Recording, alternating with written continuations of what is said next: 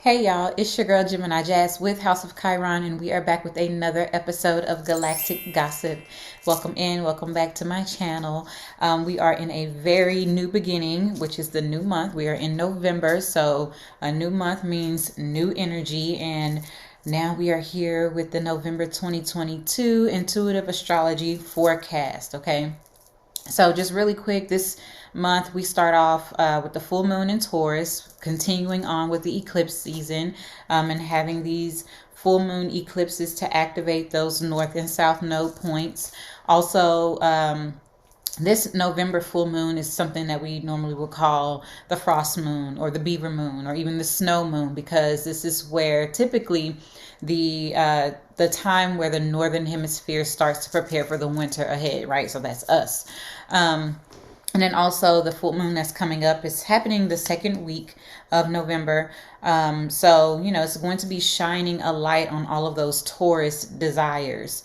We are in Scorpio season, so it's, the sun is illuminating that energy of that Scorpio onto the energy or the illumination of the moon in Taurus. So lots of things about good quality food, security in our relationships and financial stability. These are all things that are going to be coming under the focus, especially for the month of November, but definitely with this full moon eclipse that kicks off the beginning of the month. All right, so if you are in fact new to my channel, hi, my name is Jasmine, also known as Gemini Jazz, and I help people uncover their purpose, build mental wellness by understanding their patterns and their cycles with astrology and psychology. I have a bachelor's in psychology from HBCU here in Austin, Texas, where I am born and raised, Houston-Tillotson, and I'm also a Reiki master, so I assist you in removing blockages and imbalances with energy healing. So what I do here is I do these galactic gossip. It's all about the chit chat of the energies above us. So I do the galactic gossip monthly forecast for all 12 signs, as well as I do quick updates throughout the rest of the month of, major energy that's coming up. I also, throughout the rest of the month, I share personal insight, topics surrounding mental health, mental wellness. I share things about, chakra balancing and Reiki energy, as well as other astrology tips and tools. There's going to be some things that I'm shifting into, kind of sharing more of my expertise and things. But yeah, this is what I do. This is who I am. All right. Now, before we move on, I want to say welcome to my channel. So if you are new, you have now been formally introduced, but go ahead and hit that subscribe button so you will not miss a beat on any of the things that I share every month. All right. And if you are returning, then you know how we do. Welcome back. I hope October was good and not too chaotic or stressful for any of you all, because I know it was a very intense month. But now we are in November, and, we have Mars as retrograde, and we won't be beyond that point until the beginning part of 2023. So we have about a good 2 months of this energy. But anywho, let's get into these announcements really quickly so we can start talking about this monthly intuitive forecast. So as always, we have the Celestial City membership that is open, and that's for $33 per month. If you are looking to get your astrology readings per month, a Reiki session every month, and then you are with a group of individuals where we get together and we set our intentions together, and I do a individual reading for you to tell you what pattern, what cycle, and what timing you are currently in, so that way you are maximizing your manifestation ability. Also, the Chiron candles are on hold for right now, but they will be back, but they are just on a brief hold. And then also, if you're looking to book a Reiki or astrology session or appointment with me, everything, including the Celestial City, can be found in the description box below. So you can reach me at all of those links in that portion of this video. All right, now let's move on into this November 2022 month ahead forecast. All right, so towards the middle of the month, like I was, kind of wrapping up talking about this full moon, but towards the middle of the month, we have both Venus and Mercury entering into Sagittarius. And so think about what this means, right? Venus, the Aphrodite of the planets, right? It's the planet of love and pleasure, and it's entering into Sagittarius, which is fiery, it's adventurous. And so also you take into account that Mercury, our planet of communication, is joining similar energy, right? So it's going to be a lot of communications, a lot of things about our values, but also that Sagittarius energy is what's, really adding a bit of flavor to this month, where it's about freedom, it's about your sovereignty, it's about your beliefs, and, tapping into what lights you up on the inside. Okay, and so also, towards the end of the month, of course, that's when Sagittarius season starts. So that is the initiation of Sagittarius season. So happy solar return to all of you Sagittarius out there. And so this also indicates that new moon in Sagittarius. We literally have a new moon the very next day after Sagittarius season begins, right? So the end of November is going to be a really good time to think about what we're thankful for, of course, because, we have Thanksgiving, but also what we're thankful for, kind of like where we have come from, how far we have come, where we are going, and just kind of give thanks for the journey, where we've been and where we have yet to, experience. So additionally, just kind of remember during this time, during this month, to kind of lean into that Sagittarius vibe of your sovereignty, and think about, what it is that you want that aligns to who it is that you are, where it is that you're aiming to go, because, Sagittarius is the archer. So it's like, literally, where are you aiming? Where are you going? What mark are you trying to hit at this point?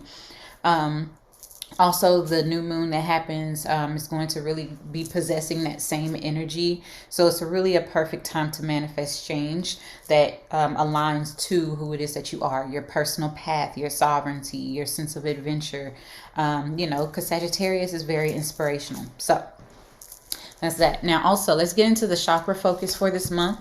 So as far as this month goes, November brings a lot to focus on, right? So we first must utilize our intuition and our heart center to guide us through this eclipse season, as well as, the rest of this month. And also, it's going to help us, kind of guide into those winter months ahead. Now, like I said before, Mars is retrograde, station retrograde on October 30th. So right at the end of October, at the end of that month. And so it's not an ideal time to really begin anything brand new. It's more so a better time to revisit things that we haven't been able to perfect or completely initiate, right? So it's kind of like wrapping up things. Also, as we move into November, that full moon and that Sagittarius moon that we were just talking about. So these are our, the luminary moments that we have are really different expressions, right? They express themselves completely different in their energy, right? In their character. So it's like allowing this culmination and this creation to happen this month. Now, like I said, we need to tap into our heart center, right, in order to kind of make these guided decisions that we need to, and for the rest of this month and leading us into winter. So our heart center, our heart chakra, and our third eye chakras are going to support us in making those heart-based and conscious decisions from a space of gratitude, right? And so tapping into that feeling of gratitude is always beneficial, especially when we are trying to manifest something, when we're always trying to like move forward in a new direction or in the destined direction, right? So, a little bit about the heart chakra. So the heart chakra is the central energetic point that assists us in staying balanced and having an even flow of giving and receiving.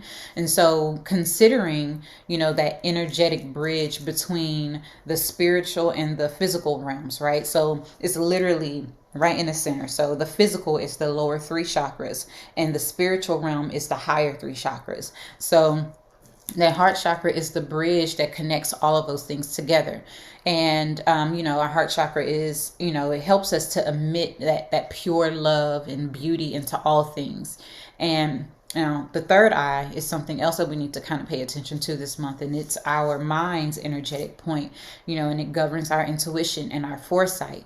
And so it's different than the sacral or the solar plexus, where it's that gut response. The third eye is that intuitive knowing, right? It's that cunning energy.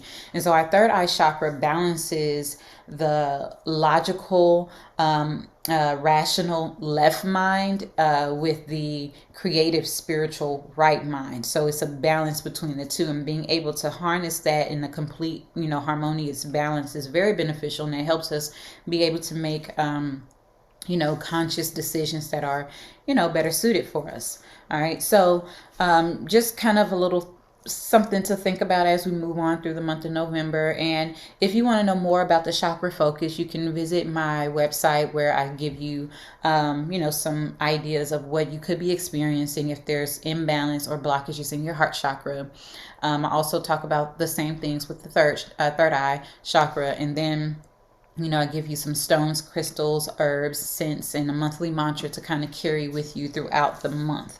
All right, now let's get into the monthly transits for November. So like I was previously stating, we have quite a few things going on. Now, before we have this full moon eclipse in Taurus, we have Venus, which is in Scorpio, making a square to Saturn in Aquarius, right? And so this happens on November 7th, the day before the full moon. And, Venus, like I said, planet that governs our love and pleasures, is starting to kind of butt heads the planet that's in charge of our discipline. And so that Scorpio energy it roots itself and it runs deep, whereas Aquarius is the water bearer and it's the air sign, right? So it's all about the knowledge that we have. It's about that intuitive energy. It's like that godlike knowledge, that wisdom, so to speak. And so this energy with Aquarius tends to be a little bit more flighty, but also it's because it's looking for the next way to reinvent something to be better suited for everyone, right? So it's like, that's not working, we can let that go. But it's still very traditional in its approach to things, right? Because it's still traditionally ruled by Saturn.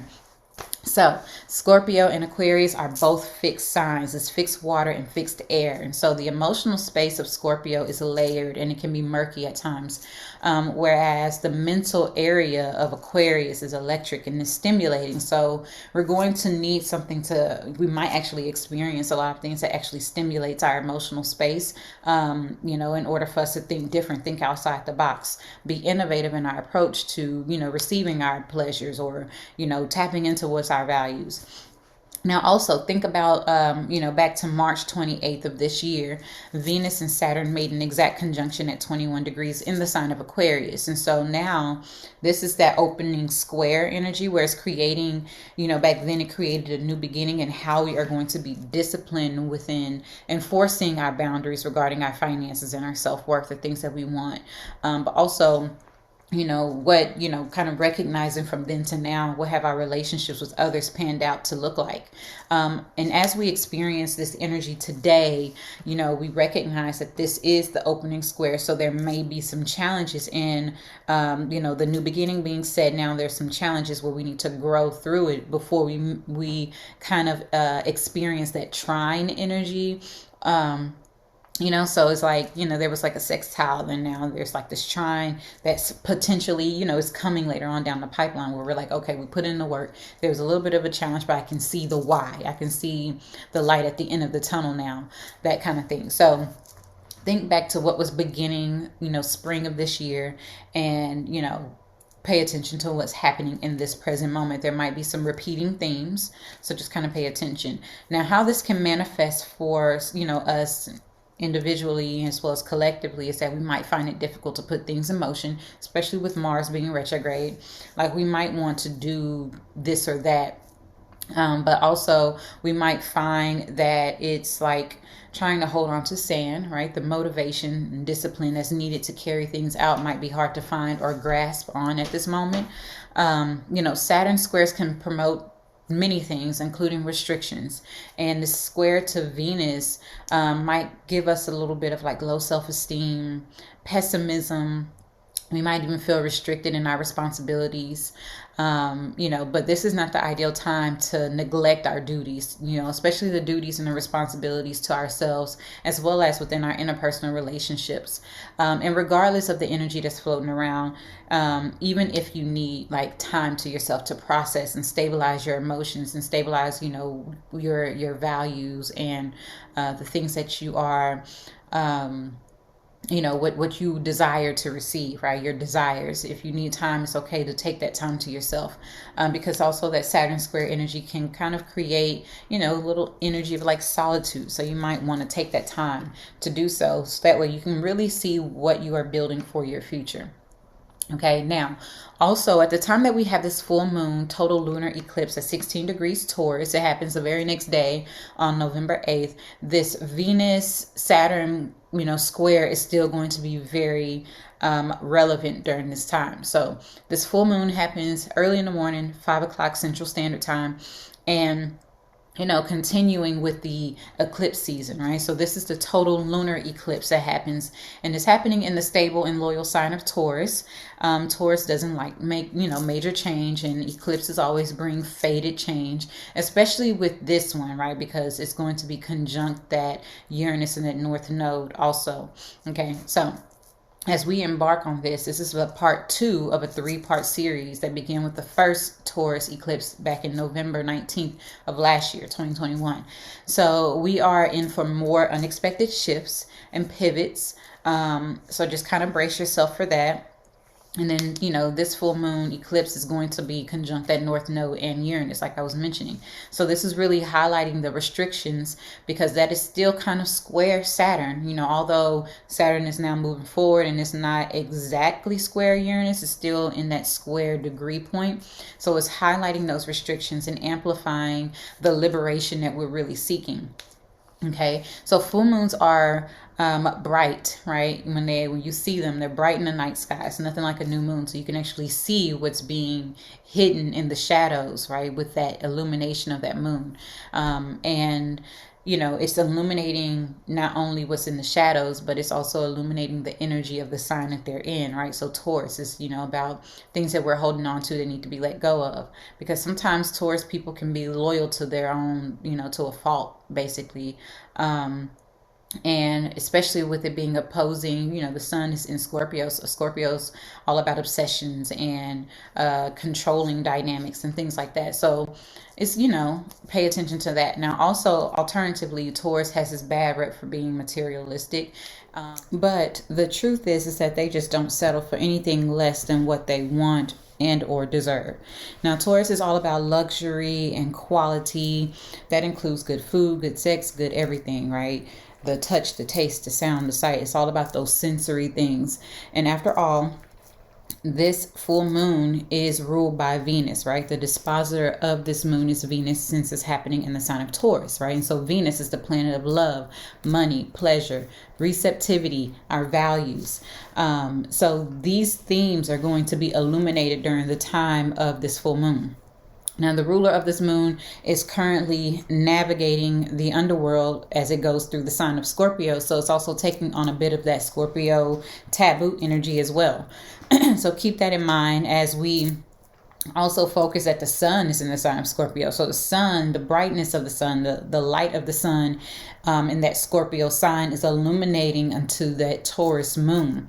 So that's where it's getting that fullness from. So it's taken into those themes of our desires, our obsessions, the things that we are trying to control that are not in our control, and what needs to be released of those things at this time, especially since the sun is going to be in a very close conjunction with the South Node as well. So keeping all of those dynamics in mind as we go through our full moon releasing. All right, now as this full moon is shining, also, like I said, pay attention to your desires and where you are not compromising in order to receive those desires. Pay attention to that as well, because that's something else that's very Taurus rule. Taurus is like, hey, I'm not compromising on my values. I'm not compromising on what I deserve to receive. And so pay attention to that. Now, where Taurus is in your chart can also help you identify where you should check in with your boundaries, right? And also your self-worth dynamics. Check in with your values, where you might not be, on par with it, like where you're missing the mark. This full moon's energy is going to be in that conjunction, or excuse me, not conjunction, but in connection with that Venus and Saturn square that we previously spoke about. And so this is really a great invitation to do a lot of self-care, like pay attention to yourself at this time, draw a bath, read a book, whatever your self-care routine is, make sure you dive deep into that, put all the good stuff in your bath if you decide to take a bath. And also tap into your senses, those sensory responses, and really think about what it is that you desire. With the sun being in Scorpio, it's a lot about your desires and also what needs to be let go of that's out of your control, or those things that are no longer working for you. Now, like I said, tap into those sensory tools and make sure you're asking yourself the necessary questions during this time. Listen to your body for the response. Venus and Saturn, they are square, but they will soon move on beyond that square energy. And you'll be able to find that inner motivation and that determination in order to stay open to receiving what it is that you truly want for your life. But first, you must let go of something. Definitely a let go, especially full moons are a time for releasing. All right, so we also have Mercury, which is in Scorpio, making a square to Saturn in Aquarius. And this happens on November 10th. And so Mercury in Scorpio is deep, it's passionate, it's very probing, it's also very revealing. So as the planet of communication and our intellect make a square to Saturn in Aquarius, we might feel a bit restricted in making our ideas tangible. So if you think back to early this spring, like around March, we had a Mercury Saturn conjunction that happened at 19 degrees Aquarius. And so during that time, it was like a new beginning of something that was like limiting, something that was challenging, something that was restricting, but also telling us what ideas we need to put into concrete, right? How we're going to make these details or these ideas, building them into reality. Okay, so think about the situation and things that you were that were happening at that time, that you were building, that you were working on at that time, and there might be a repeat of that energy going on now. Now, although the situation might seem identical, it's not. It's actually showing us a way forward right now, because that square is just opening the window so you can see through. Okay.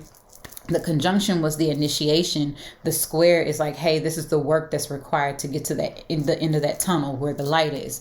And so even if, that tunnel is kind of presenting some uncertainty because it's dark, or some challenges because there's some hurdles in it, it's still showing you the way through, the way forward. So pay attention to your thoughts also during this time, because a square to Saturn can bring in some pessimistic vibes. Some pessimism could definitely creep in, especially if you are experiencing a little down energy, if you're feeling bogged down by the mundane tasks or by the challenges that you have to kind of jump over, the hurdles that you have to jump over in order to get to the other side. You might have a little pessimism going on here.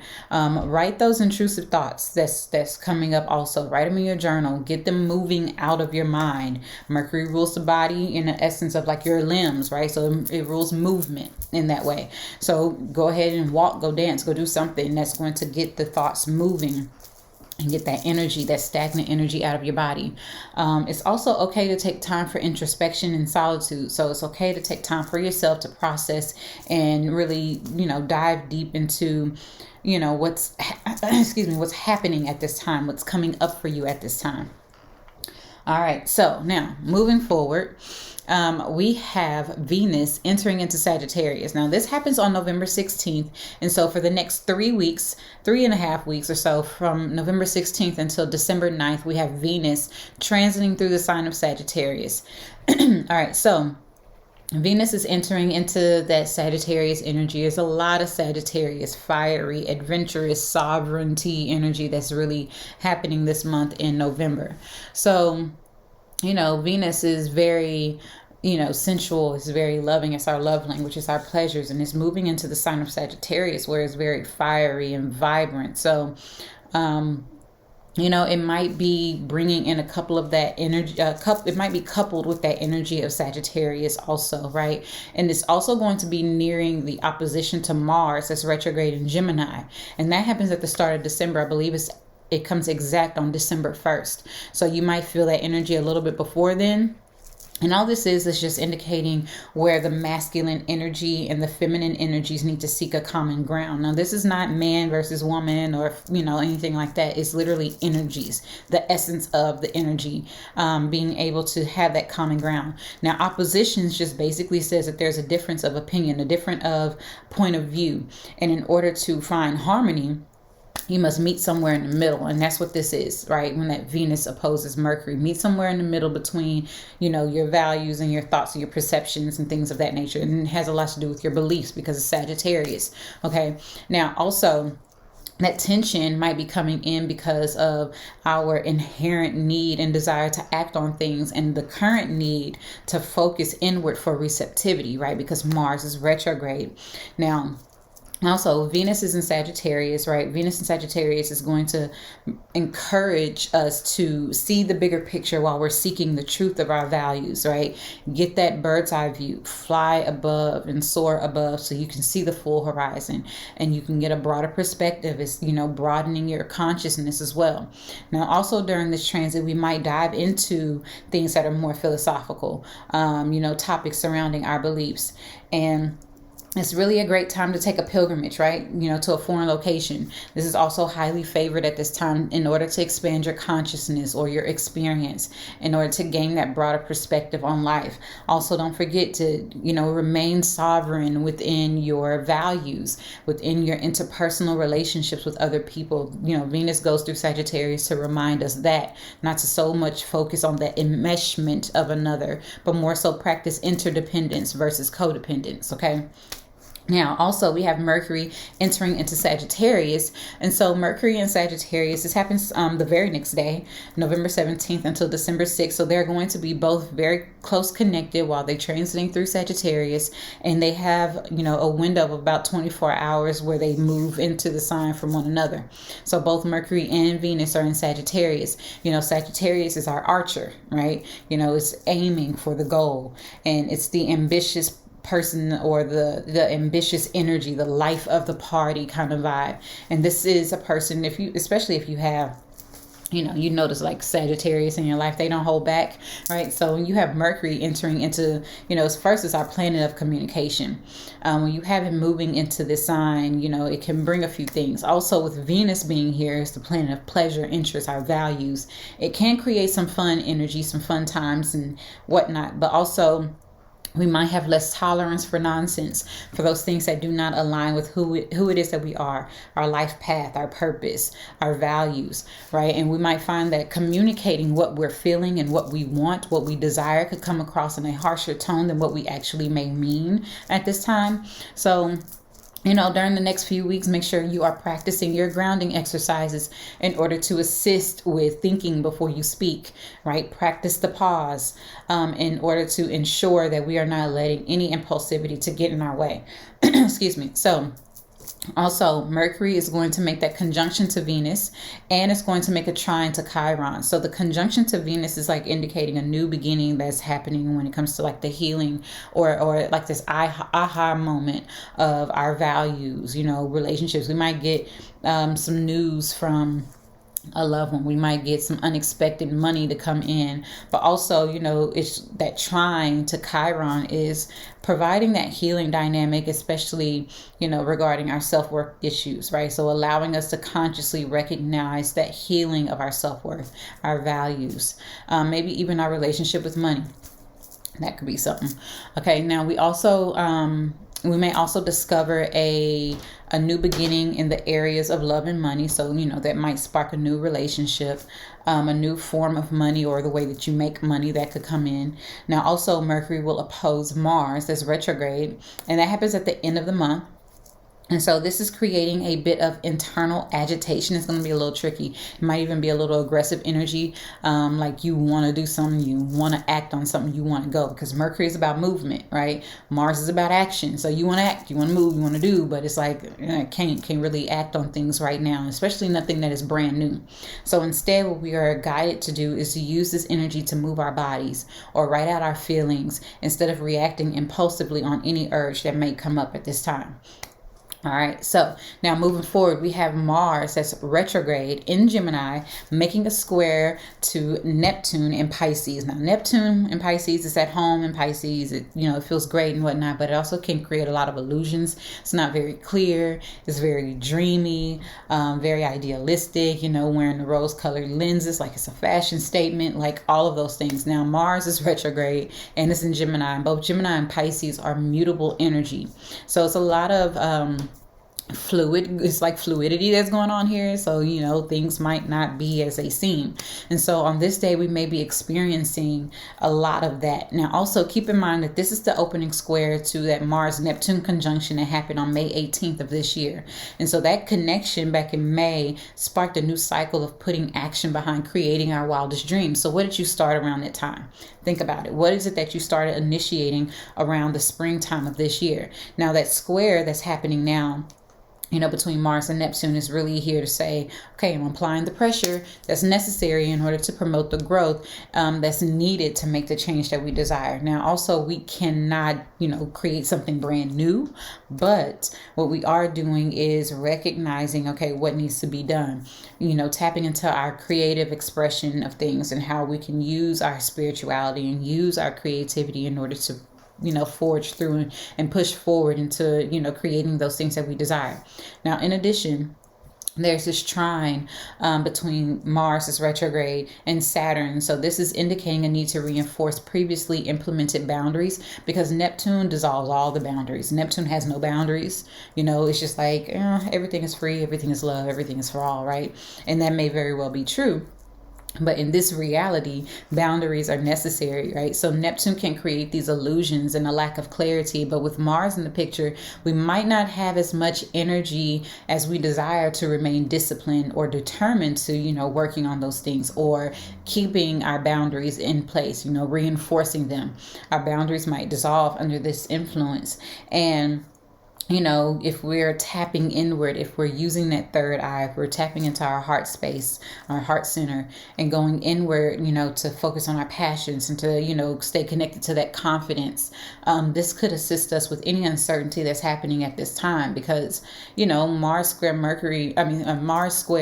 Neptune, it's like you don't really know what action needs to take place. You don't know what to act on. You don't know where to go. Where's the direction? It's like having, it's like, you know, those mornings where you wake up and you have to go to work and it's like really, really foggy. You know the destination. You know how to get there, but you can't see much, you know, in front of you. You only can have like a 2 to 3 feet window of actual vision, and then you have to wait until that next moment to get more vision on the path forward. That's this energy, okay? So keep that in mind. Now, also, Mercury is going to make that conjunction to Venus that I was previously talking about. It happens at 7 degrees Sagittarius on November 21st. And so when the planets are conjunct, they're in their best friend energy. So it's like they support each other, their family, you know, they're cool and all that. And it's amplifying the energies of each other. So when the planet of communication, which is Mercury, and information is connecting to the planet of love, we can talk our way out of any situation, any type of conflicting energy that we may have been feeling previously, or it could be presently, right? So it's a wonderful time to negotiate.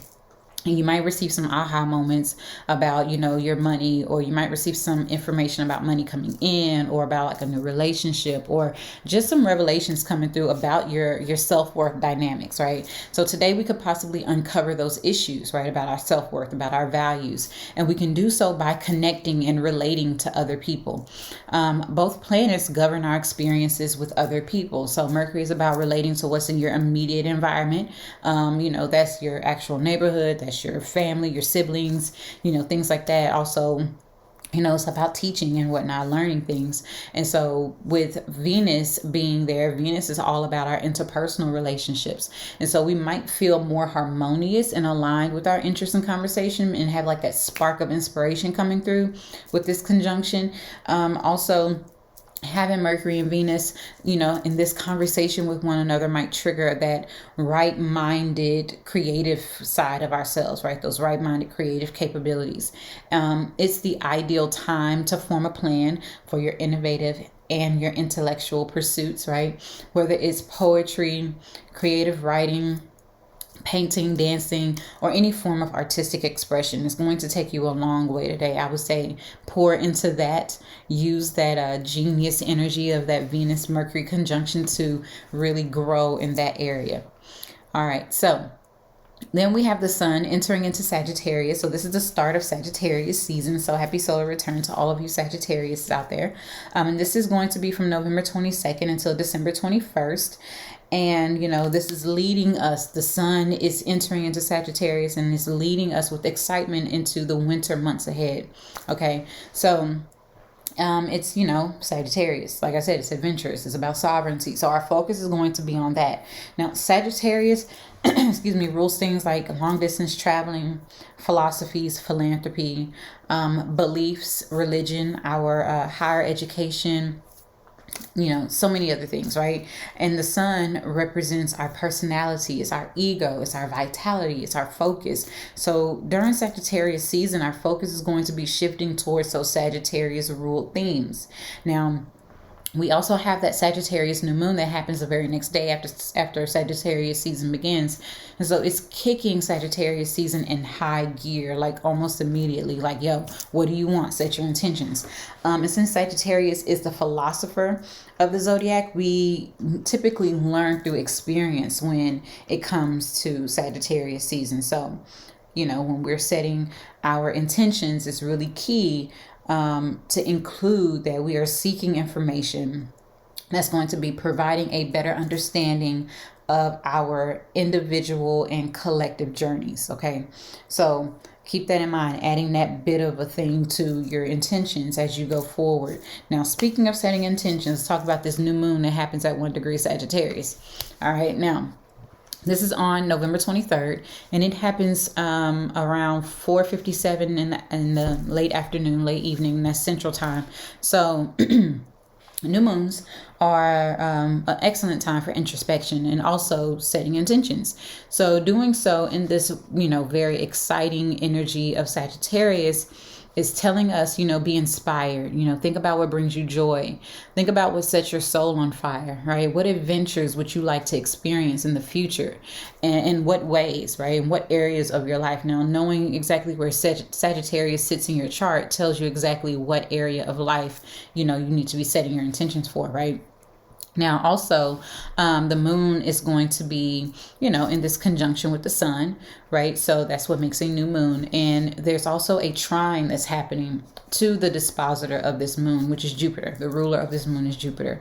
So, the trine to Jupiter is really an invitation for us to embrace the abundance, seek the guidance that we have by recognizing our own inner wisdom. Also, take the higher ground to see beyond our horizons, get the bigger picture, get a broader perspective of things, right? Now, also keep in mind that there's going to be a sextile to Pluto that's happening with this new moon. Okay, now that sextile is really powerful. Pluto is about our willpower, our desires. It's that raw desire energy. And, it's also magnetism and manifestation abilities. And so this Pluto energy is going to help us to use our willpower to magnetize those manifestations, right? And really expand on it, right? With that Jupiter there. And being able to kind of see the truth of things, tapping into the feeling that you will have once you obtain the thing that you want, that desire, and staying connected to that feeling.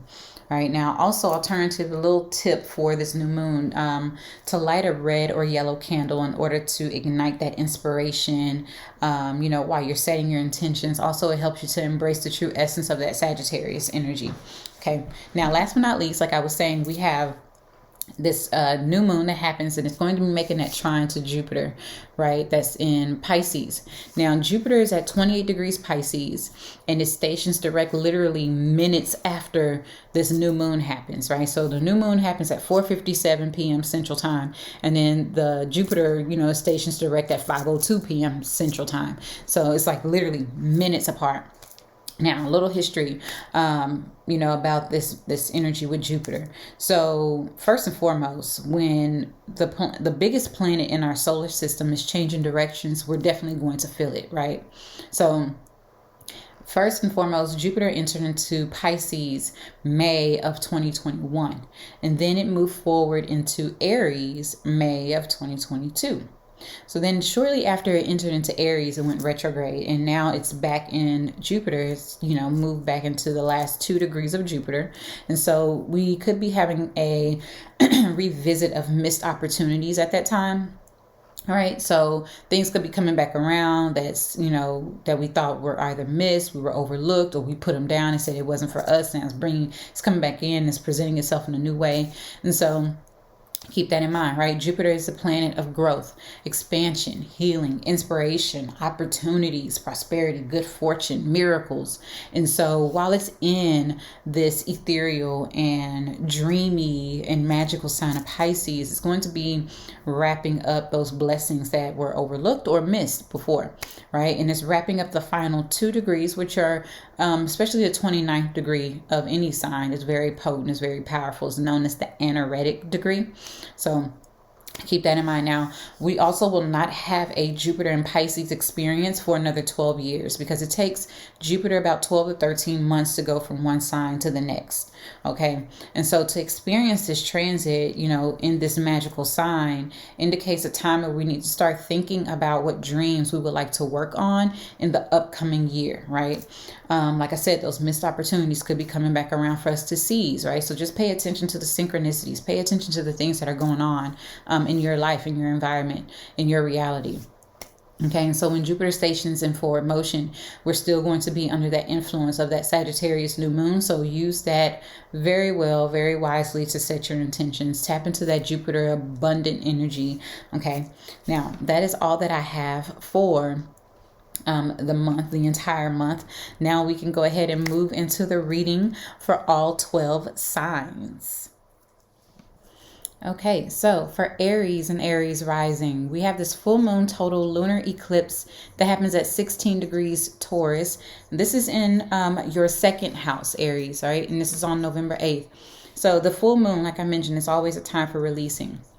The moon is the ruler of your 4th house, which is Cancer. So it has a lot to do about releasing certain things that are associated with your sense of like security. So it might be some insecurities. It might be some instability that's within the home. And it might even be financial instability. So like the ending of a cycle that's happening. There's a lot going on financially for you. Also within your interpersonal relationships, being that this full moon is happening in your 2nd house. So there might be a dynamic where you are needing to release something in association with like a relationship, or a way that you make money for yourself needs to be let go of. Now, also keep in mind that the dispositor of this moon is Venus, and Venus is currently in Scorpio in your 8th house. So it's about money that you get from an employer, or money that you get from the government, but this is other people's money. It might even indicate your partner's money. So there might be some things coming to an end in association with your partner's finances, joint finances, shared resources, money that you get from the government, maybe even money that you get from an employer. Now, also Venus is making a square from your 8th house to your 11th house, right? Because it's making a square to Saturn that's in Aquarius in your 11th house. So with that being said, it has a lot to do with you finding it hard to achieve your goals, right? Achieve your financial goals, the money that you make through an employer, your resources, achieve those goals to have more resources. And also might indicate that you are looking to like ask a friend for help, or there might have been some assistance from a friend, with helping you like achieve your goals, or finding certain resources that you need.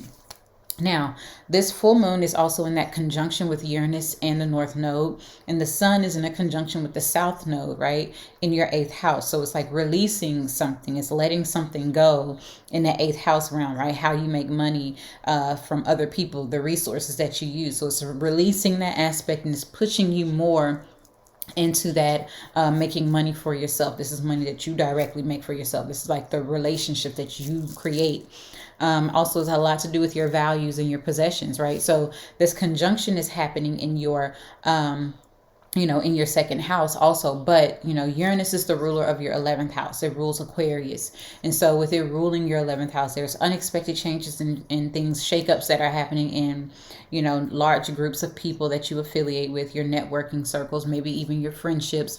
And there are changes. It's like radical ways that you are achieving your goals also. It's just not happening in the way that you thought, not happening in the way that you initially sought it to be. So yeah, keep that in mind. Now, also the Sun is entering into Sagittarius, and since the Sun is exalted in your sign, it's going to impact you definitely. So the Sun in Sagittarius is This is a Sagittarius season that starts November 22nd. It's in your ninth house. And so your focus is shifting on higher education. It's shifting on your path, long distance journeys and travels. It's about, adventure and those things that just light you up. It's about inspiration. And so with the sun being in your ninth house, keep in mind that it still is the ruler of your fifth house. Okay, so the fifth house is about joy. It's about your hobbies, the things that light you up inside. It's also that inner child. It's your own children as well. And so with it ruling your fifth house, there might be a focus that is bringing on that energy as well of, finding the joy, going on a trip with your children, or, doing a romantic getaway, right? Fifth house is romance also, or really just aligning to a certain path that's like helping you express yourself from a creative space as well. So that's more so your focus for Sagittarius season. Okay, so Aries, last what I'm going to talk about with you is that the new moon that's happening at 1 degree Sagittarius on November 23rd. And this is in your ninth house also. So the month of November brings a lot of ninth house focus for you. So you're going to be really focused on your path. You're going to be focused on, higher education, going on long distance journeys. So it's a lot of ninth house energy, a lot about your beliefs also. Okay, and so this new moon is asking for you to set intentions about a new path that's going to pan out over the next 6 months to a year, about you going to school, or about you going on, long distance journeys and trips and things of that nature. Now, also keep in mind, a new moon is when the sun and moon are together in a conjunction. And the moon is the ruler of your fourth house, and the sun is the ruler of your fifth house. So it's about your sense of security, your sense of safety, your home and family. The sun is about your children, your inner child, romance, fun and joy, your hobbies, your creative self-expression, your authenticity, who it is that you are. So you have a combination of that ninth house energy and that fifth house energy. It's about being sovereign, and it's about being authentic, right? Aligning to something that's going to ignite that inspiration in you, bring back the joy, that essence back into your vitality, right?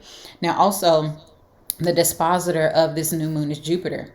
And Jupiter is retrograde for just a few minutes before, or just a few minutes, that this new moon is happening. And then right after it goes back direct. But Jupiter is retrograde for a short time in the sign of Pisces at 28 degrees. And so it's in your 12th house.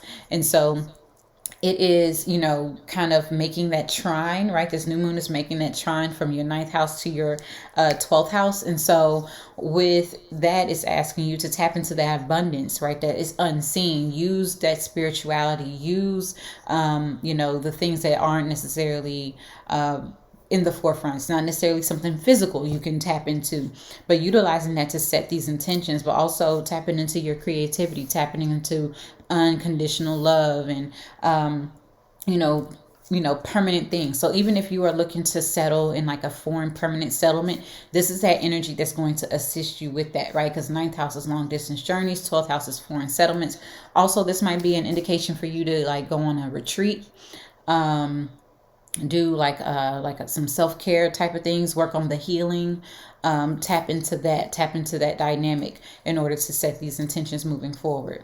Okay, now moving on to Taurus and Taurus rising, we have this full moon total lunar eclipse that happens at 16 degrees Taurus. Okay, and this is also in your first house. Okay, so this is directly affecting you, Taurus, right? So it's a full moon in your sign.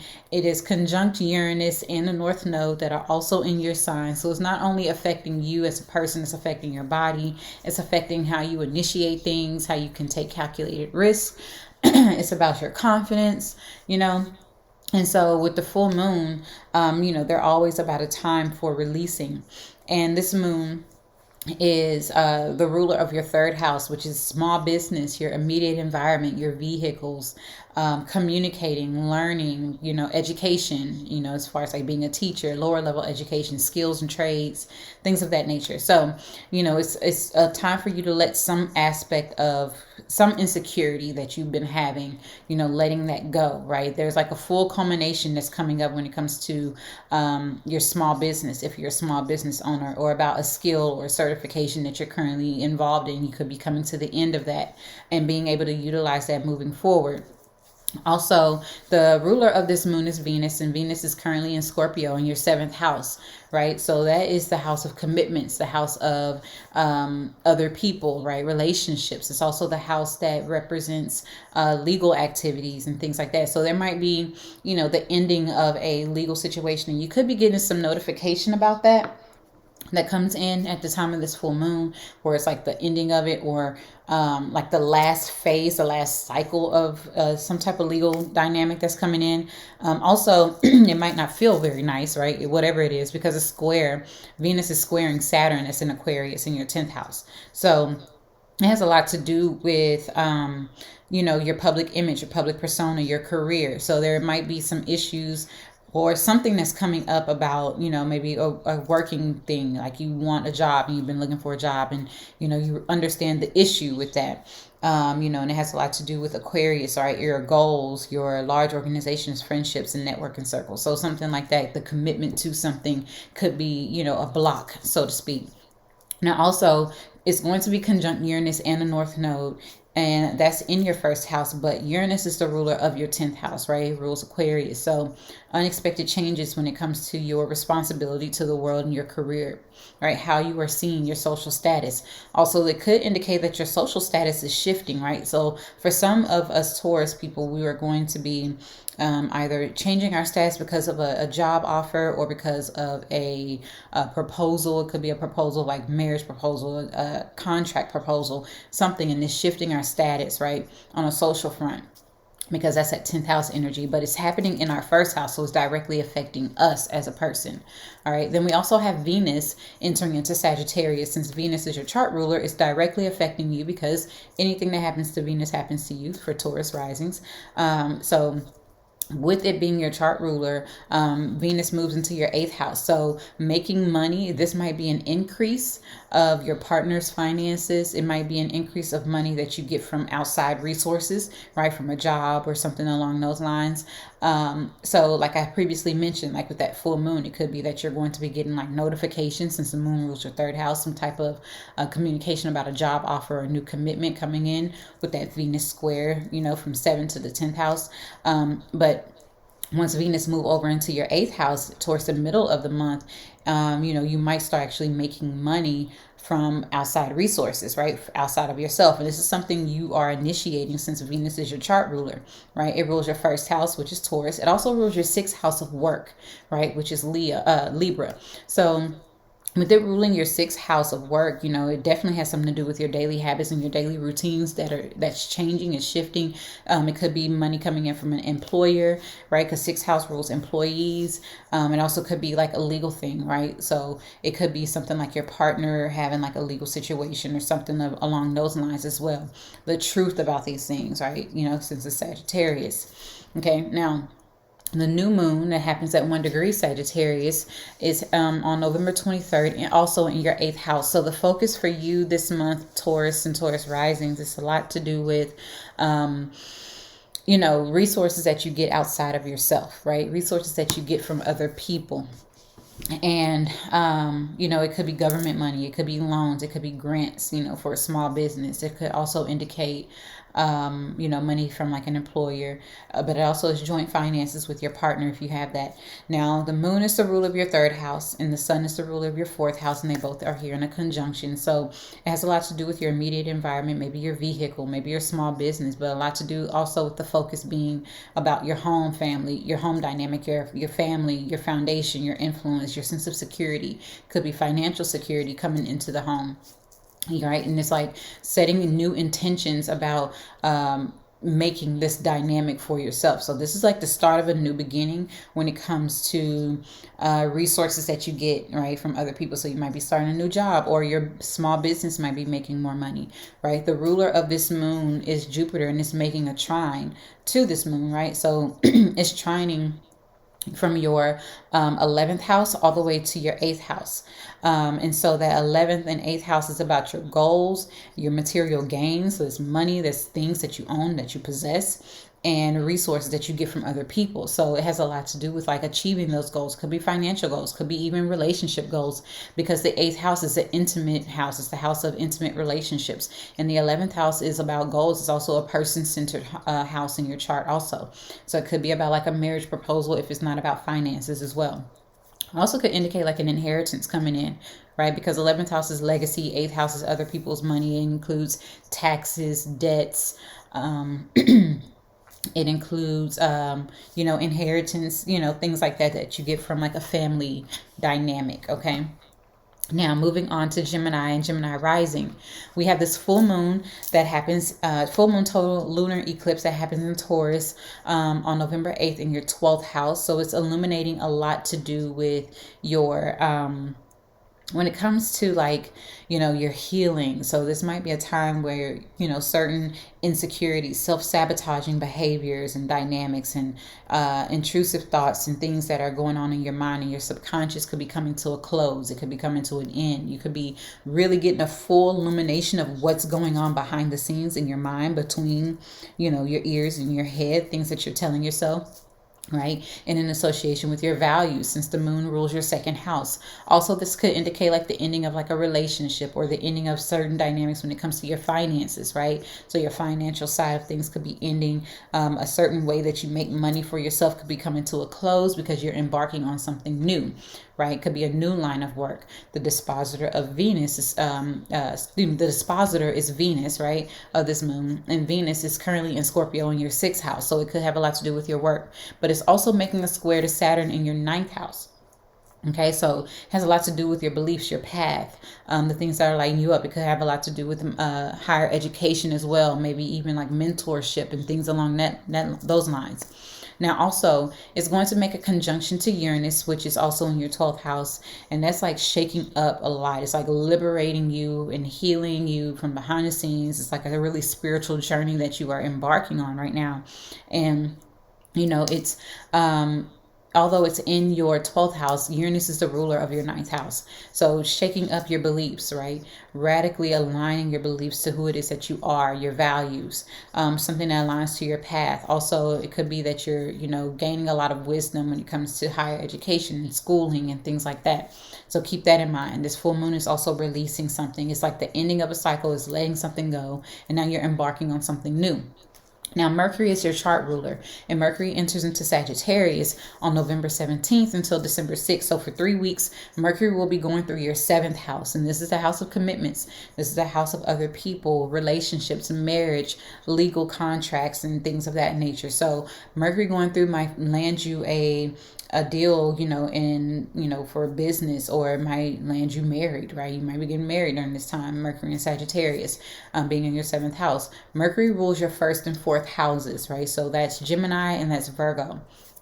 So what they're ruling your 1st and 4th house is something you're initiating that's going to provide more stability, more ideas back into the home, rebranding the home, rebranding your sense of, security as well, building some sense of security, having more understanding about that as well. Also just communicating with a partner. That could be something that comes up, and it could be a business partner, but also could be intimate as well. Okay. Now, the new moon happens at 1 degree Sagittarius, and this is on November 23rd in your 7th house also. So November for you, Gemini, is bringing a lot of 7th house focus. So the focus is about other people. It's about your contracts. It's about your commitments, right? Now, the new moon is when the sun and moon are together, and this is when is happening from your 7th house, but the moon rules your 2nd house and the sun rules your 3rd house. Okay, so it's taking into account those self-worth, self-value things, as well as your material possessions and things that you own, your finances, your relationships. Also, 3rd house is communication, your immediate environment, small business, your vehicles. It's things like your siblings as well. Certifications that you're, are getting into, maybe you're learning a trade or a skill. So it's a time to set new intentions about building a new commitment, about whether it's in relationship, intimate or platonic or business, however, but just committing yourself to something, building new relationships, new connections with other people. And then the ruler of this moon is Jupiter. The dispositor is currently retrograde in Pisces in your 10th house. So, and it's trining this new moon. So has a lot to do with you just kind of receiving some type of blessing when it comes to like work, committing to a new dynamic. So you might be getting a call back for an interview, or your social status could be shifting because you're getting married, you know, that kind of thing. Or you know, you are embarking to a new commitment towards your career path, right? So that's all something that is highly possible. All right, now Cancer and Cancer rising. This full moon is happening. Full moon total lunar eclipse is happening at 16 degrees Taurus on November 8th in your 11th house. So you're seeing the full culmination of like you hanging out with your friends, you know, gaining more confidence, aligning to your values, connecting with large organizations and networking circles, achieving your goals. In that regard, the moon is the ruler of your chart. Okay, so anything that happens with the moon, especially these full moons and these new moons, you know, these really powerful ones, these eclipses directly affect, and they really are for you, right? And so with the moon being your chart ruler, it rules your first house, right? And the dispositor of this is Venus, and Venus is currently in your fifth house in Scorpio. So with it being like in this dynamic, has a lot to do with achieving the goals, like either with your friends, having more fun, connecting to your inner child, you know, embarking on that journey, you know, achieving certain creative goals, right? So like you have a better understanding of what it is that you want to do, you know, on the creative side of things. But also there's like a bit of a challenge to acquiring that, and that challenge is in the eighth house, right, where Saturn is in Aquarius, because Venus is squaring Saturn in your eighth. And so it has a lot to do with resources, right? Finances, things that you get from other people. And so it could be that, you know, you want to get this creative thing. This is a goal that you have. You want to connect with your friends, but you don't have the money, or you don't have the resources, or, you know, you might not have a car, you know, that can also be a resource. You know, or there might be a challenge that's going on like within your interpersonal relationships and romance and things like that. So keep that in mind. Now also, excuse me, it's going to be making a conjunction to Uranus. That's also yes, the full moon is conjunct Uranus and the North Node in your 11th house, but Uranus is the ruler of your 8th house. It rules Aquarius. And so it's radically changing and shifting the dynamic when it comes to your resources and intimate relationships and, you know, karma and things, just liberating you from something, that heavy, stagnant energy. But also Uranus is here, you know, it's making a conjunction to this moon. So there's like this radical release that's going to liberate you in the future. So keep that in mind. Now also the sun is entering into Sagittarius. So for Sagittarius season, it's going to be in your 6th house, right? So that has a lot to do with you focus on work. You focus on your daily habits, your routines, also your health, especially with the sun ruling your 2nd house, which is Leo. And so with it ruling Leo, it has a lot to do with your values, your possessions, right? So you might be making more money. You might get a call back from a job. You might start a new job. These are things that are all highly possible during Sagittarius season, but also has a lot to do with, like, you know, education and travel and, you know, all those Sagittarius themes. So it could be that you need to kind of focus on building a better schedule that aligns to all the things that you have, all the things that you're doing. Also, it could be that you started something new. You started a new job, and so now your focus is on how am I going to get all these things done in one day. Okay, now also this new moon happens at 1 degree Sagittarius. So this month for you, Cancer, has a lot of 6th house energy. So the new moon is in your 6th house. And it's a time for you to set new intentions about that job, about, you know, your health, about your daily tasks and duties, about your routines, you know, about the rituals that you desire to keep. Also could be about like your mental health. It doesn't necessarily have to be your physical health, but most likely in this case, since it's a moon and the moon rules your 1st house, it has a lot to do with your physical health. There could be like a health issue, a physical health issue, or something that comes to light at some point, and now you're like, oh, okay, I understand what I need to do. And so setting intentions about getting that done, about embarking on this new journey. So this new moon is definitely indicating that there's a new journey in that area, the 6th house area of your work, your health, your routines, right? Especially with the sun and moon being here in a conjunction, and the sun ruling your 2nd house is about making money for yourself. Okay, also relationships. The dispositor of this new moon is Jupiter, and Jupiter is currently retrograde in Pisces in your 9th house. And so with it being retrograde in Pisces in your ninth, you know, it has a lot to, and it's trining your ninth house. So it's about higher education. It's about your life path. It's about your sense of adventure, you wanting to, you know, do certain things, and also thinking about higher education, right? Thinking about that, thinking about learning something new, thinking about what it is that your beliefs that align to what it is that you're doing in your daily habits, okay? And setting this new journey in you know, motion, okay? All right, so moving forward, we have Leo and Leo rising. This full moon is happening, this total lunar eclipse full moon in the sign of Taurus is happening in your 10th house, Leo. So this has a lot to do with wrapping up a cycle when it comes to your career, your social status, your public image, your responsibility to the world. The moon is the ruler of your 12th house. So something is dissolving. So you might be letting go of a job or being let go of a job. It might be something that is not necessarily done by you. It could be like your employer saying, hey, your contract is up. It's time for you to go. Right. And it kind of shifts and changes the dynamic of the home, right? So Saturn is in Aquarius. Okay. Now Saturn is in Aquarius in your 7th house, I believe. 6th house. Saturn's in your 6th house. 7th house, excuse me. Yeah. So with Saturn being in your 7th house in Aquarius, is changing and shifting the dynamic of your commitments, right? So the dispositor or the ruler of Venus is Scorpio. It's in Scorpio, right? So that's the dispositor of this moon. So the ruler of this moon is Venus, and Venus is in your 4th house. So it's about your foundation. It's about your influence, your home and family life, and that area of your chart is squaring Saturn in your 7th house. So it's about your commitment. So it could be, you know, a challenge when it comes to a relationship dynamic, or you being committed to the home, having to find that work and home life balance. You know, a lot of things changing and shifting because there's something being dissolved, something being undone. Something that was once done is coming undone, right? With the moon ruling your 12th house. Okay. Then we have the sun. Since the sun is your chart ruler, you rule, or the sun rules you, Leo. It's entering into Sagittarius. So Sagittarius season is going to be a strong 5th house focus, right? Really the entire month of November for you, Leo, is 5th house focus. So we have lots to do with your creative self-expression, your authenticity, children, your inner child, your hobbies, your joy, your sense of fun. So that's what your focus is going to be on, right? Really focusing on the kids. And it's something that you are initiating, maybe teaching your children. Also having more fun, you know, by yourself and with, you know, other people, you know, just getting back into your hobbies.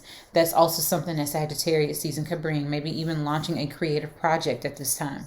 Okay, then we have this new moon at 1 degree Sagittarius also. And so with this new moon happening in your 5th house, it's asking you to set intentions surrounding creating that new path, creating that new dynamic that's associated with your joy and your hobbies, your fun, even your children, right? The sun and moon are together. So the moon rules your 12th house. The sun rules your 1st house. Excuse me. So with this happening, it's like allowing some type of insecurity or something that's uncertain to dissolve, and then also focusing on yourself, right? Certain aspects of yourself. So it could have a lot to do with you setting intentions about inner child healing, because the moon is the 12th house. 12th house is healing. So inner child healing, healing your body, all those types of things, maybe even getting in like a new health regimen. The dispositor of this moon is trining this moon, right? So Jupiter is making a trine, it's retrograde in Pisces in your 8th house.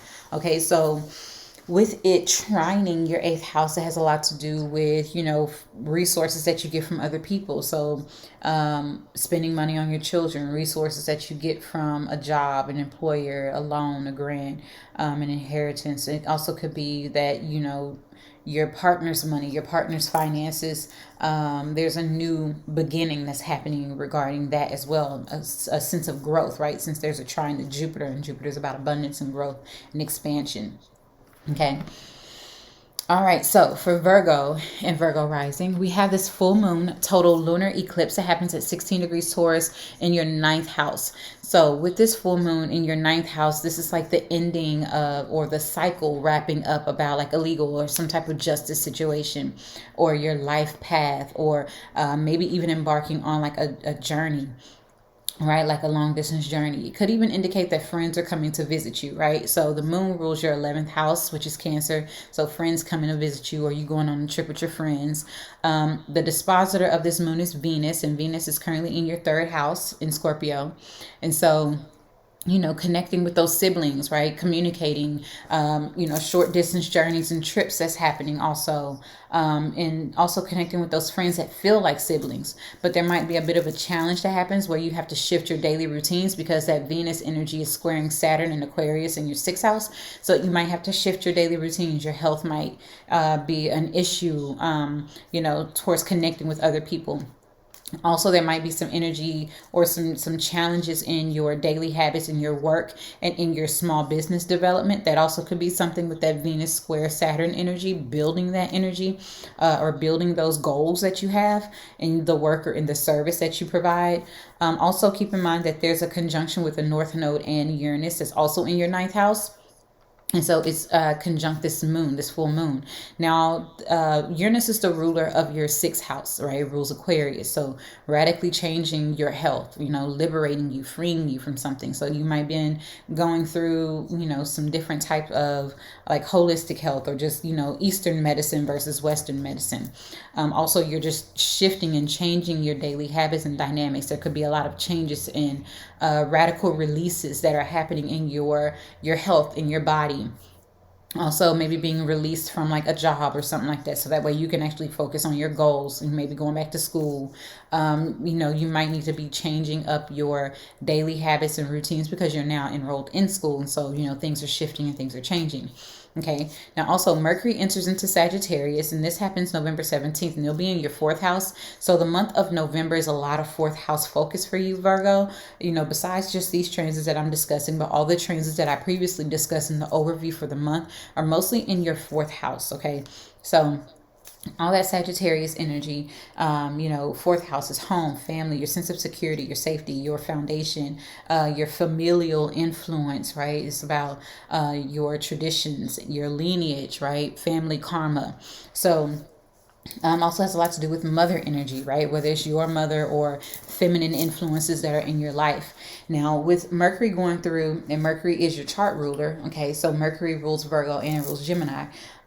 So it rules your 10th house and it rules your first house. Although it's in your fourth house, it's playing itself out in your 10th house. So it's like home and work life balance, right? You finding that home and work life balance, rebranding yourself, rebranding the home, making plans for the home. There's going to be more structure and things, trying to find a sense of adventure in learning and implementing the wisdom and the knowledge within the home, right? So these things are shifting. Also, your 10th house, right, is your career, your public image, your public persona, your responsibility to the world. All of these things, trying to find that balance in being comfortable in projecting that outwardly, using that influence to project it outwardly, okay? Then we have the new moon at 1 degree Sagittarius, also in your fourth house. And so this new moon is a new beginning. It's telling you to set new intentions that are panning out over the next 6 months to a year. And it's in your fourth house. So, you know, building new, you know, foundations within the home, building a sense of adventure and something that's, you know, more sovereignty within your home. Also, the moon rules your 11th house. So your goals, your actual home and family goals. So this could also indicate like acquiring a new home, you know, signing, you know, acquiring some type of material gain within the home, or even just investing in the home. Something that was once done is coming undone with the sun ruling your 12th house, and they both are here, the sun and moon conjunct. So something coming undone. Also something spiritual. There could be some healing happening, you know, maybe even some healing happening with your mom or a feminine influence in your life. Now also the dispositor of this moon excuse me, is Jupiter. Jupiter is making a trine to Saturn, to this moon. So in Sagittarius, right? So Jupiter is in Pisces and is currently retrograde in your 7th house. So Jupiter is like really expanding and coming to the truth about, you know, your your relationships, your commitments. It's also about a review that's happening for a legal situation, right? Because seventh house is about legal things. And so, kind of like a review happening to that. But now that it's getting ready to station direct, literally the same day of this new moon, it's like setting something in motion, setting new intentions, is making a trine to this moon. So setting it in motion to have some type of abundance coming back into the home, committing yourself to the home, to the family, to the foundation, to certain influences in your life. So it also could indicate like an engagement, marriage, taking things to the next level, right? Because seventh house is also marriage as well. All right. So now moving forward to Libra and Libra rising, we have a full moon total lunar eclipse, and this happens in your 8th house in Taurus. And so wrapping up a cycle when it comes to money that you get outside of yourself, right? So your resources, is not necessarily saying that it's ending, but it's like, okay, I am either coming into a what is it, like a getting a raise, right? Because the moon rules your 10th house, getting a raise, getting recognized from someone in a position of authority, finding more security. This also could indicate that like maybe your partner is going to be letting go of a job to get a new job, or they're getting a raise, right? Because 8th house is your partner's money, is shared resources, is joint finances. It could also indicate that you're going to be receiving something, or they're receiving a raise, right? The dispositor of this moon is Venus, and Venus is currently in your 2nd house in Scorpio. So there might be some challenges going on with the money that you make for yourself. You're having to work for it, and you're doing so from like a creative space, something that aligns to you, your purpose, your goals, your authenticity, right? But it's squaring Saturn, and Saturn is in your 5th house. So it's kind of hard to be yourself. It's kind of hard to express yourself right now. But it's like, I want to do these things, but I don't have the means to do so. But this is showing you the way forward. Something is being let go so you can have the way forward to do that. Okay. Now also, this moon is going to be conjunct Uranus and the North Node, and it's in your 8th house, right? So, but Uranus is the ruler of your 5th house, so it's like a radical healing, a radical change, radical shift, some innovation that's happening when it comes to your inner child, to you tapping into your sovereignty and your joy, your authenticity, your creative self-expression, and just kind of like radically getting back into that inspiration, right? So Uranus is like trying to stimulate you so you can be inspired once again to make those dreams for yourself, right? Because Aquarius is about your goals. And also with that 8th house energy, with it being, with the moon being in your 8th house, it's like, okay, letting something go. It's a time for releasing. You're recognizing the harvest, but you're letting something go that isn't working so you can move forward. Okay. Now Venus enters into Sagittarius, and Venus is your chart ruler. And so it moves into your 3rd house. And so for about 3 or 4 weeks, Venus will be, getting more finances, right? Building more interpersonal connections when it comes to school, maybe a certification, maybe working in like a small business, or building your own small business, maybe receiving finances because Venus rules your 8th house, which is Taurus, receiving finances from like a small business, from work that you do, from a certification that you are receiving, or something like that, or that you have received. And it's directly coming to you. It's something that you initiated because Venus is your chart ruler. Okay. Now, also the new moon happens at 1 degree Sagittarius, and this is also in your 3rd house. So for you, Libra, it's a lot of 3rd house focus for you for the month of November. And so this is time for you to set new intentions about building your small business, about getting into a certification course, or learning a new trade, or learning a new skill, so that way it can change your career, whatever your career goals are, right? Because the sun is here also with this new moon, right? Sun and moon are together, and the sun rules your 11th house. So it's about your goals. The moon rules your 10th house, about your career, your public image. So you want to change and shift all that. So setting those intentions surrounding that dynamic now, because, the dispositor of this is Jupiter. And Jupiter is retrograde in Pisces in your 6th house. So it's about the work. It's about your acts of service. It's about your daily routines, your habits, your your rituals. Losing my voice. So it's about your rituals. It's about the things that you do on a daily basis. It's about the work that you actually are involved in. Also, employers that you work with, or employees that you hire, right? So it has a lot to do with that. So setting new intentions around building that, creating those dynamics, those 3rd house energies, whether it's going back to school, or building a business, or getting a new car, communicating, getting a certification, something along those lines. Okay. Now, Scorpio and Scorpio rising. We have the full moon total lunar eclipse in Taurus that happens in your 7th house. And so with this full moon in your 7th house, this is wrapping up or a culmination that's happening when it comes to your commitments, a legal situation. You're going to be receiving more communication, information about that, about like a legal thing or an intimate relationship or just like a marriage or something like that. So it could be like not necessarily ending, but going to the next level. Like a cycle is completing. A cycle is, has run its course. Okay.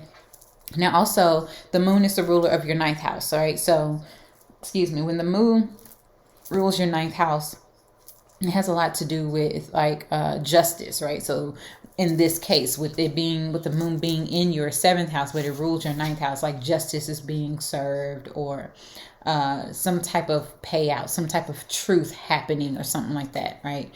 9th house is typically ruled by Sagittarius, but yeah, so the moon ruling your 9th house has a lot to do with that. A commitment coming in about, maybe higher education. You're committing to, school, or you're getting, you're signing a contract for maybe a mentorship, or you're committing to be a mentor, something like that, or you are getting mentored about something. The dispositor of this moon is Venus, and Venus is in Scorpio, and Scorpio is in your 1st house, right? So with it being in your 1st house, it's just like a really strong investment. You're very magnetizing. You're very alluring right now at this time with Venus being there, and it's in Scorpio. So bringing that in, but it's also square Saturn, right? So Saturn is in Aquarius in your 4th house. So it's kind of hard, like you're really trying to build the foundation of your home, building certain dynamics regarding your home, your family, your influence, your foundation. And so it could be hard to bring in money into the home, or it could be that you're having to work in order to bring that money, work towards something, or work to build something to bring in those finances or things like that, material possessions into the home. All right. Now, also, this moon is going to be conjunct Uranus in the North Node in your 7th house. And so Uranus is the ruler of your 4th house, right? So it's unexpected changes and transformations is happening within the home. Liberation and freedom that you're seeking to create within the home is pushing you towards that, to build your own sense of confidence, to build your own foundation, being committed to these things. So keep that in mind as well. And it's like a release. So it could be a major karmic release is happening because, the Scorpio energy in your 1st house with Venus being there. And then also the sun is in Scorpio in your 1st house, right? So it's opposing. So there's an aspect, something of yourself being released and being let go of, and it's illuminating itself in your 7th house with that Taurus moon. Okay. Now also, the sun enters into Sagittarius. And so this happens November 22nd and moves into your 2nd house. Okay. So your focus is going to be on making money for yourself. The sun rules your 10th house, which is your career. So your public image, your responsibility to the world. So you're going to be really focused on building that financial dynamic in regards to your career for the entire, time of Sagittarius season. So that's going to be your focus. All right. Now moving forward, we have the new moon that happens at 1 degree Sagittarius in your 2nd house also. So a lot of focus this month for you, Scorpio, is 2nd house, right? Finances, relationships. Also, with the sun being in your 2nd house and it rules your 10th house, it could be a change in your social status through like a relationship or through financial status shifting. So your social status changes, right? And with the new moon being here, it's like setting those intentions towards creating that dynamic, making more money for yourself, right? Having a new relationship or building that dynamic of a relationship that aligns to your authenticity, that aligns to your own sense of sovereignty, your life path. The moon rules your 9th house. Also making money from school, higher education, or mentorship. The sun rules your 10th house. So that has a lot to do with your career, your public image. The dispositor or the ruler of this moon is Jupiter. And Jupiter is currently retrograde in Pisces in your 5th house. So this moon is trining your 5th house. And so, allowing that creative expression to bring in that finance, right? Also maybe a romantic relationship to, form at this time. Also, with that fifth house energy, it could be about your children, could be your inner child. Trining, that trine is like money coming into you about children, or some kind of new dynamic happening with your children, right? When it comes to your material possessions, your home, your money, your relationships, like building a new relationship with your kids. It's also something, maybe even, having more fun, right? Especially with the moon ruling your ninth house. That's adventure, going on trips. So investing in that as well. Okay. All right, so for Sagittarius and Sagittarius rising, this full moon total lunar eclipse in Taurus happens in your sixth house. And so this is the house of your work, your routine. So this could be that you are releasing an old job to embark on a new one. The moon rules your eighth house of resources that you get from other people. So it could be your money that you make from a job, or it could be your money that, or it could be money that your spouse makes, right? Because it's joint finances, right? It's eighth house. Also, this could be intimate relationships forming, right, from work, or from your daily habits, your routines that you do, like if you go on a jog or someone you see someone. But also, full moons is like a culmination, so something is being illuminated, and also something is being let go of. The ruler of this moon is Venus, and Venus is in your 12th house, so something that was once done is coming undone. And it's squaring Saturn. It's in your third house. So it could be like some type of communication, something you said, or a certification, or a skill that you have. It's allowing this transformation to happen when it comes to your work, right? So being able to use that, and it might be like some strain or some type of challenge, being able to tap into that energy in order to kind of like manifest or let go, right? So there could be a aspect of your daily habits or your routines, maybe even your health, right? That's being let go of. And there might be a challenge that's happening, because that 12th house is healing. It could be retreat. So it could be that you need to go on like a retreat, or you need to go to the hospital. You might have to get like a surgery or something. And it's saying, hey, you might have to get resources outside of yourself with this moon happening in order to make this happen for you, right? So keeping that in mind, right? It's a lot of focus on your health, also focus on your work. Okay, now the new moon happens at 1 degree Sagittarius, and this is in your first house. Okay, so the new moon is saying, hey, set new intentions about you, right? This moon is directly affecting you, about how you show up, how you initiate things, how you go about doing things. Your body, your physical body. So this could be like the healing dynamic, setting those new intentions that pan out over the next 6 months to a year. The moon is the ruler of your 8th house, which is Cancer. The sun rules your 9th house, which is Leo. And so both of these are together creating this new moon. So it's about your resources, it's about your life path, it's about higher education. So maybe you're looking to go back to school and get money from that. Right. Also, the ruler of this new moon is Jupiter, and Jupiter is retrograde in your 4th house. So it's trining your 4th house, right? It's in your first and it's trining your 4th. So it's like bringing in that sense of your influence within your home and family, expanding your home and family. Maybe you want to go travel or something, or go visit someone. But also, having that, setting those new intentions and tapping into that sense of abundance when it comes to your home and family, your confidence, your influence, right? And tapping into that. So setting new intentions to be more confident in being able to expand who it is that you are. Now, also, Jupiter is stationing direct at 28 degrees Pisces, right? So the new moon is trining Jupiter at the time that it's, illuminating, I guess you can say. And Jupiter is getting ready to station direct, like literally minutes after the new moon happened. So with this Jupiter stationing direct, Jupiter is your chart ruler. And so Jupiter is in your 4th house, getting ready to move forward into your 5th house, right? So it's wrapping up those last 2 degrees. So you're definitely going to feel it. Some opportunities that have been presenting themselves are going to start coming back around for you to put into action, and also for you to seize when it comes to your home and family, to expand your home, to buy a home, or maybe even to move. Since Jupiter is your chart ruler, rules Sagittarius, it also rules Pisces. So it's also at home in the sign of Pisces. So this is something that you're definitely implementing, like you are bringing in more abundance, more finances, or more stability, or more influence in the home, something like that. Okay. Also, moving forward, we have Capricorn and Capricorn rising. So Capricorn, this full moon total lunar eclipse in Taurus happens in your 5th house. And so this is about, coming into some understanding regarding like your inner child, your own children. Maybe even you're looking to, get pregnant, and you were recognizing some aspect of these things coming in, connecting to your child, your inner child, having more fun, doing more creative projects, being commitment. This also could indicate like a committed relationship that's happening, right? So like it could have been like this romance dating kind of vibe that's now in like a committed relationship with the moon ruling your seventh house, right, which is Cancer.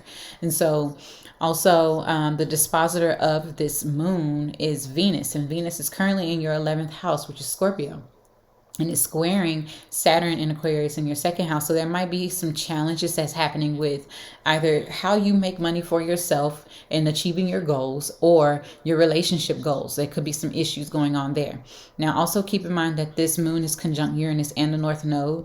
And so this conjunction, and it's the eclipse, right? So it's like very, very faded, very karmic things. Something is definitely being let go of.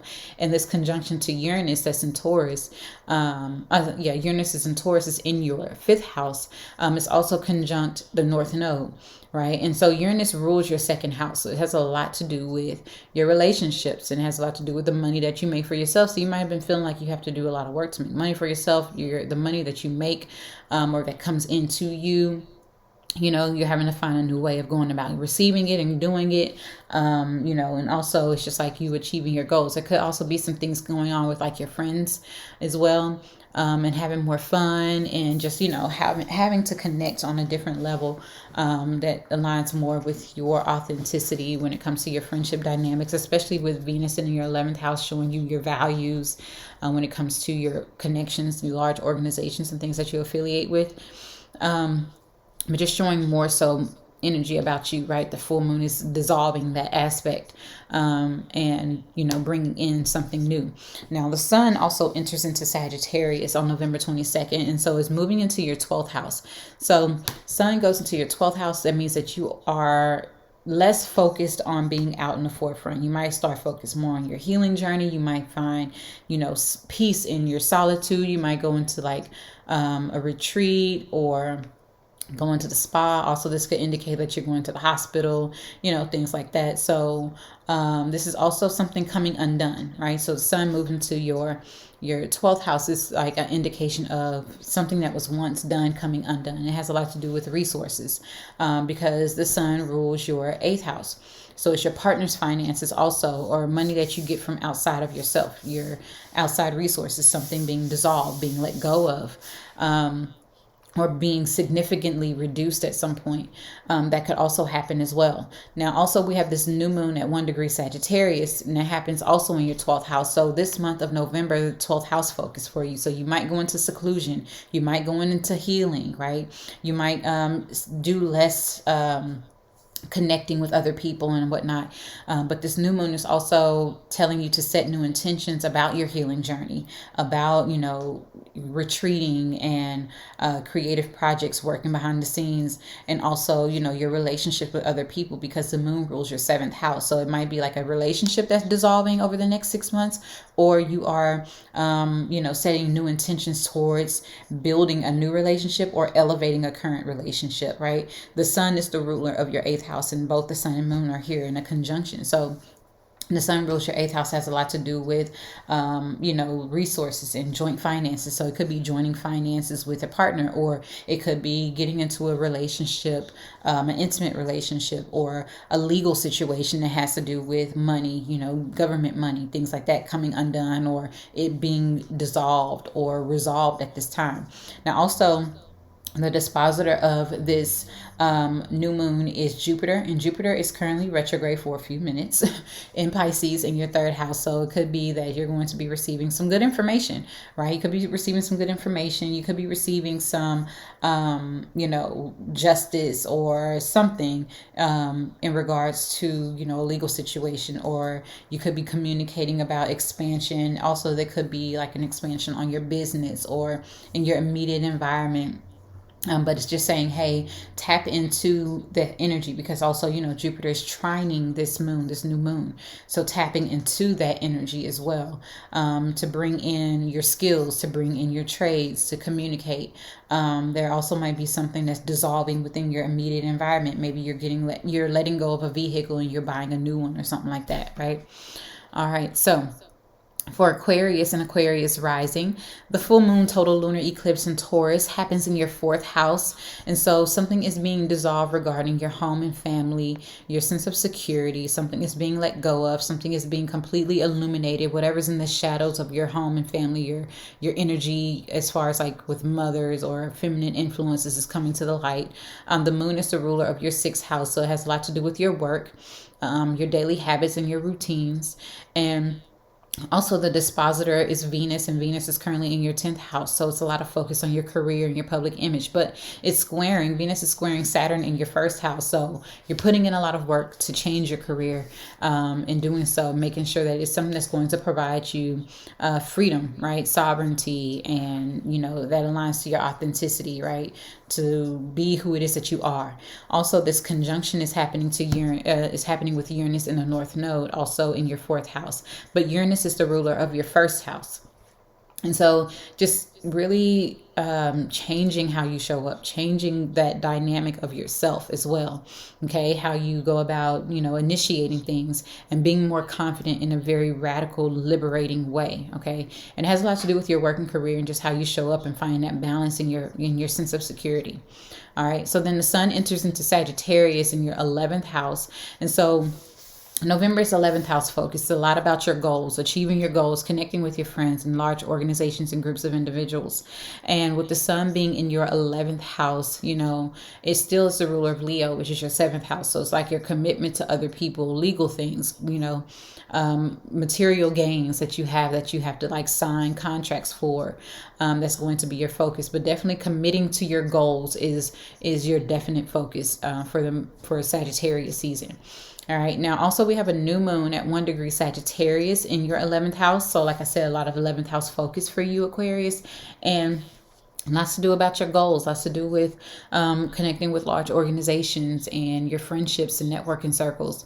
And the moon is the ruler of your 6th house and the sun is the ruler of your 7th house. So with the moon ruling your 6th house, is still very much so a focus of building a foundation of your work and your routines. And the sun ruling your 7th house is about your commitments, right? So committing to this new work or committing to this new organization or this goal or whatever, this idea of whatever it is that you want, right? This, you know, acquiring this material gain also. Now, the dispositor of this new moon is Jupiter, and Jupiter is currently retrograde in Pisces in your 2nd house. And so it's also trining your 2nd house, right? So bringing in money that you make for yourself, that's a goal, right? That's something that you want. Or calling in that relationship that you desire, that's also a goal. And that's something that you could be setting intentions for at this time with this new moon. All right. Now, last but not least, we have Pisces, all right? Pisces and Pisces rising.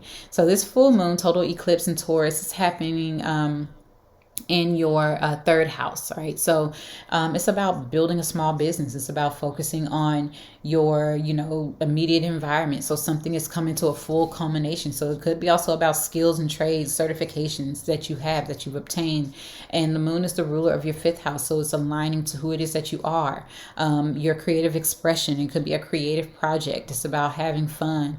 You also could be going on like a quick trip, you know, to have more fun, to connect with someone at this time. Maybe your siblings are coming to visit you, right? 3rd house energy, having visitors or going to go visit.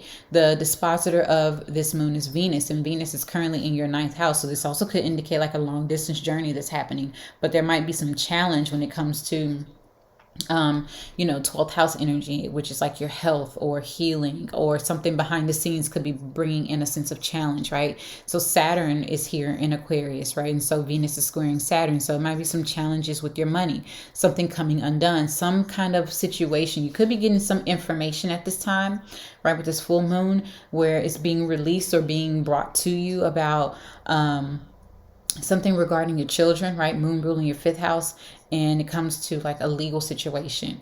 9th house, right? 12th house could be something behind the scenes coming undone, something that was done coming undone, but it's like a bit of a challenge, right? Also, it's a conjunction that's happening with Uranus in the North Node in your 3rd house to this moon, and Uranus is the ruler of your 12th house, so it's like a radical liberation that's happening at this time as well. So, and it's pushing you forward in that journey that you're destined to be in. Now, also, we have this new moon at 1 degree Sagittarius. Now, this is happening in your 10th house. So for the majority of the month, Pisces, you have a 10th house focus, which is your career, your public image, your public persona, your responsibility to the world, and your social status. So setting intentions about changing these things, about, setting the intentions to implement something new regarding these things. This is a time for a new cycle to happen in this area of your chart. Now, the moon rules your 5th house and the sun rules your 6th house, and both of these are together. So it's about your children. It's about your creative self-expression. It's about who it is that you are, your personality, your vitality, your sense of joy, your fun, inspiration, all these things being projected outwardly into your public image. And the sun is the ruler of your 6th house. So this has a lot to do with your work, your daily routines, your habits, things that you do, your rituals.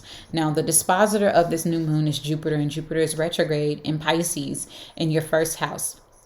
So expanding yourself, right? The truth about you coming out, really being, having some sense of abundance, right? Tapping into, the blessings of yourself, tapping into the inspiration that lives within you, and using that in order to project outwardly into your public image, right? So maybe some justice is being served to you as well. All right. Now, also, Jupiter stations direct at 28 degrees Pisces, and Jupiter is your chart ruler, as well as Neptune being your chart ruler, but Jupiter is your chart ruler and it's in your 1st house. So it's wrapping up those last 2 degrees. So any opportunity that you once missed, or anything that was a disservice that was done to you, is coming back to you as an opportunity that was missed, right? So Jupiter's moving forward, and it's wrapping up those last degrees from when it first entered into Pisces. So think back around 2021, when it first entered into Pisces. Okay. So then we have, Jupiter ruling your 10th house, right? So Sagittarius also rules Pisces, right? So it's your 1st house as well.